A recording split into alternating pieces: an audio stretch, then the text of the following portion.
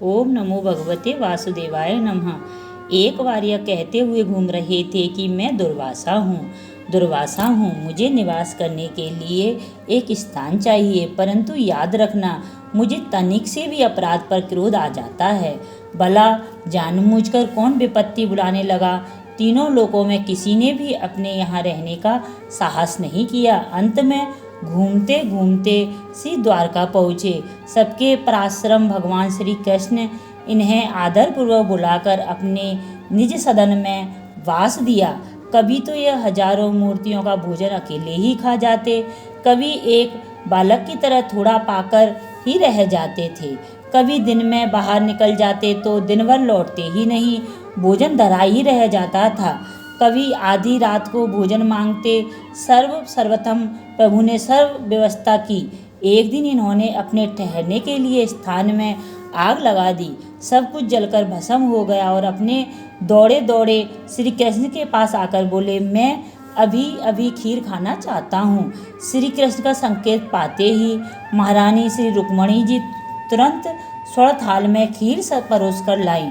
दुर्वासा जी थोड़ी सी खीर खाकर श्री कृष्ण से बोले, अब इस लूटी खीर को तुम तुरंत अपने अंग में पोत लो और रुक्मणी को भी पोत दो। भगवान ने वैसा ही किया। तदंतर मुनि जी ने रुक्मणी को एक रथ में जोतकर उस पर स्वयं सवार होकर जिस तरफ सारथी घोड़े का चाबुक मारता उसी तरफ घोड़े मारते हुए रथ चलाने लगे। रथ राजमार्ग से जा रहा था। भयवश किसी को कुछ कहने का साहस नहीं हो रहा था। श्री रुक्मणी जी अत्यंत शर्मित होकर जब पृथ्वी पर गिर पड़ी तो आप रथ से कूदकर दक्षिण दिशा की ओर भागने लगे।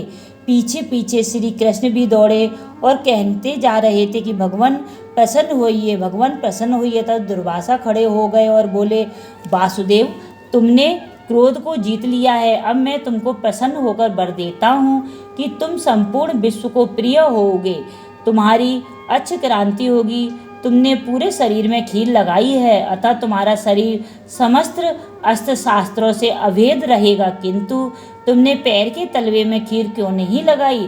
बस केवल यह तुम्हारे पाद तल निर्भय नहीं बन सके। तत्पश्चात रुक्मणी जी से बोले, कल्याणी, तुमको रोग तथा जरा भी नहीं स्पर्श करेगा, तुम्हारी अग्र क्रांति कभी मलिन नहीं होगी। इतना कहकर मैं इस अंतर ध्यान हो गए।